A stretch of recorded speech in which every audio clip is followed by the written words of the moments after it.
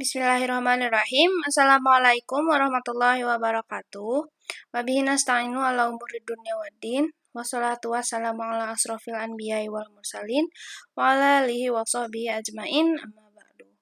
Halo, nama saya Kaila Putri Safana. Saya dari kelas 2E dengan NIM 11950303181. Jadi di video kali ini saya akan menjelaskan tentang rangkuman dari video Ulumul Quran yang telah dibagikan oleh dosen Ulumul Quran yaitu Pak Hanan. Dan videonya itu tentang ilmu pengetahuan atau sains di dalam Al-Quran yang dijelaskan oleh Syekh M.I. Mu'ad Ali. Yang pertama adalah untuk pengertian atau definisi Al-Quran. Jadi, arti Al-Quran secara linguistik menurut Imam Tabari berasal dari kata qiraah. Al-Quran memiliki arti yang artinya adalah bacaan. Tertulis dalam Quran surat Al-Isra, surat ke-17, ayat 106. Dan Al-Quran kami turunkan berangsur-angsur, agar engkau Muhammad membacakannya kepada manusia perlahan-lahan, dan kami menurunkannya secara bertahap. Jadi dari ayat ini ada disebutkan wa Qur'ana faraqnahu litaqra. Jadi Al-Quran diturunkan secara berangsur-angsur. Untuk digenapkan, masanya Al-Quran diturunkan secara berangsur-angsur selama kurang lebih 23 tahun lamanya. Dituliskan juga dalam Quran surat Al-Qiyamah, surat ke-75, ayat 17 hingga 18. Sesungguhnya kami yang akan mengumpulkannya di dadamu dan membacakannya. Apabila kami telah selesai membacakannya, maka ikutilah bacaan itu. Nah, bacaan di sini disebutkan bahwa bacaan di sini adalah Al-Quran.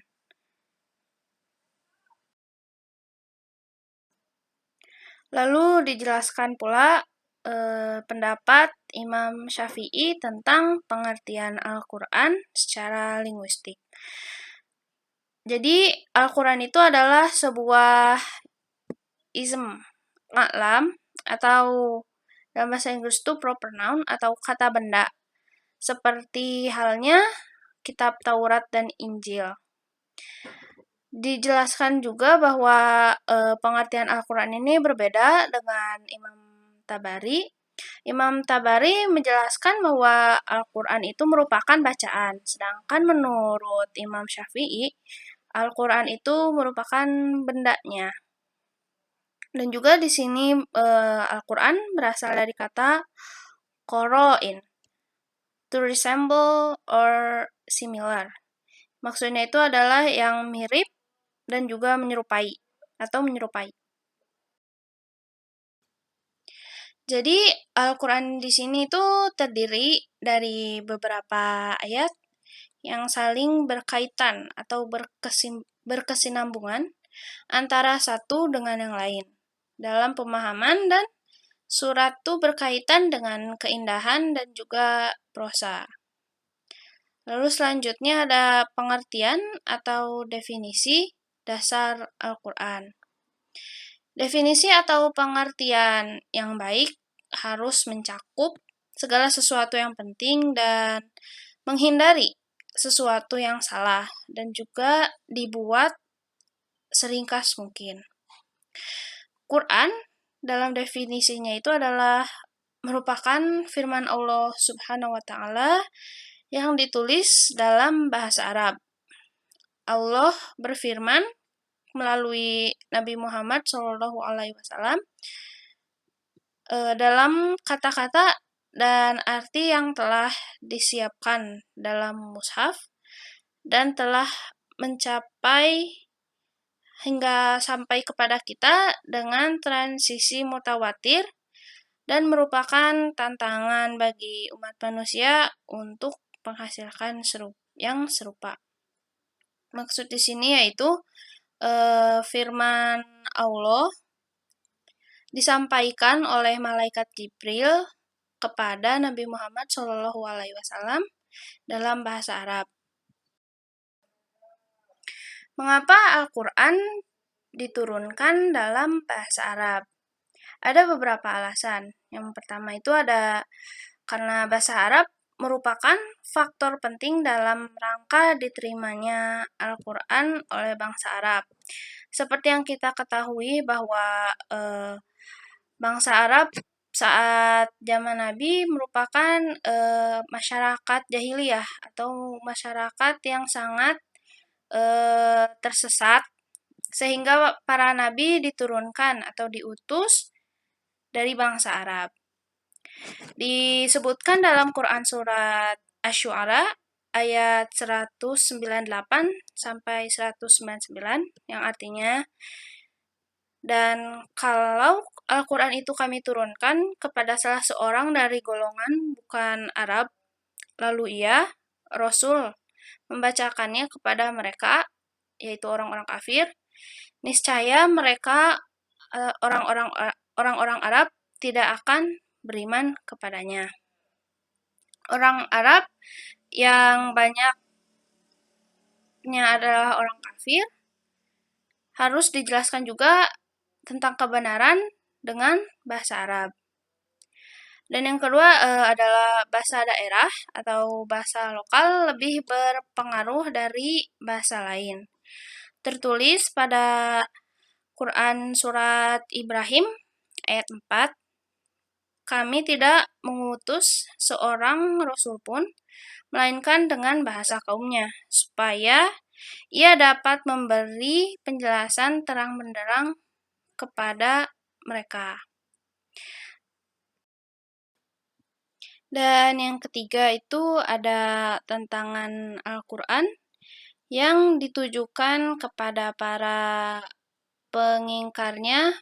Menuntut risalah ini dituang dalam sebuah bahasa yang dapat dipahami dan dimengerti oleh para mukhatab pertamanya. Tertulis pada Al-Quran surat Al-Baqarah ayat 23. Dan jika kalian tetap dalam keraguan tentang Al-Quran yang kami wahyukan kepada hamba kami, yaitu Muhammad, buatlah satu surat saja yang semisal Al-Quran itu dan ajaklah penolong-penolong kalian selain Allah, jika kalian orang-orang yang benar. Jadi, mengapa Al-Quran diturunkan dalam bahasa Arab? Ya, yang seperti kita ketahui bahwa saat itu, pada zaman itu, bahwa bangsa Arab merupakan bangsa yang terbelakang dan juga bangsa yang sangat tersesat. Maka dari itu, Nabi dan Rasul diutus oleh Allah Subhanahu wa Ta'ala agar meluruskan ketauhidannya, agar kembali kepada jalan yang benar yang asalnya menyembah berhala, menyembah patung-patung, sehingga diluruskan ketauhidannya kembali ke jalan Allah Subhanahu wa Ta'ala. Dan Al-Quran sendiri itu telah dikumpulkan dalam satu mushaf. Jadi mushaf itu adalah Al-Quran yang telah dibukukan. Meskipun telah diterjemahkan dalam berbagai bahasa lain manapun tidak dapat dianggap bahwa bahasa tersebut menjadi Al-Quran. Maksudnya di sini Al-Quran telah ditulis dalam bahasa Arab, dan meskipun itu diterjemahkan dalam bahasa Indonesia tersebut tidak menjadi menjadi Al-Quran. Jadi Al-Qurannya itu tetap dalam bahasa Arab. Dan inilah sebabnya mengapa para ahli, para cendekiawan, para ulama dengan suara bulat menetapkan tidak mampu memenuhi terjemah verbatim dari Al-Quran. Dan di sini juga dijelaskan tentang pendapat-pendapat Imam Zarkashi. Ketahuilah bahwa Al-Quran telah diturunkan atau diungkapkan dalam bahasa Arab. Oleh karena itu, tidak diperbolehkan untuk membacanya dalam bahasa lain. Lalu selanjutnya ada pengertian atau penjelasan dari Ibnu Abbas tentang bahasa yang ada dalam Al-Quran. Pertama itu ada Tur. Tur adalah bahasa Syria untuk pegunungan. Tafiqo. Tafiqo adalah berniat dalam bahasa Romawi. Hudna. Hudna adalah bahasa Ibrani untuk artinya itu untuk bertobat. Dan ada pula sijil. Sijil adalah bahasa Persia untuk buku.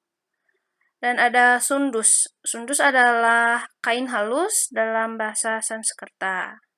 Lalu ada mishkot, adalah lampu bersinar dalam bahasa Ethiopia. Dan siri. Siri adalah bahasa Yunani untuk sungai kecil. Lalu di sini ada penjelasan tentang penjelasan dari Al-Qasim Ibnu Salam yang berkata, pendapat yang benar menurut saya adalah bahwa keduanya benar. Keduanya di sini maksudnya itu ada yang mengatakan bahwa Al-Quran berasal semuanya penuh dalam bahasa Arab, dan juga ada yang berpendapat bahwa di Al-Quran sendiri ada bahasa-bahasa lain yang terkandung. Hal ini karena asal mula kata-kata ini dari bahasa asing, menurut para guru. Bagaimanapun, kata-kata ini masuk ke dalam bahasa Arab dan diubah menjadi kata-kata Arab hingga kata-kata tersebut menjadi bagian bahasa Arab. Lalu Al-Quran diturunkan dan saat ini kata-kata tersebut tercampur dengan bahasa Arab. Oleh karena itu, siapa yang menyatakan Al-Quran hanyalah bahasa Arab adalah benar, dan dia yang menyatakan bahwa ada beberapa kata asing dalam Al-Quran, itu juga benar.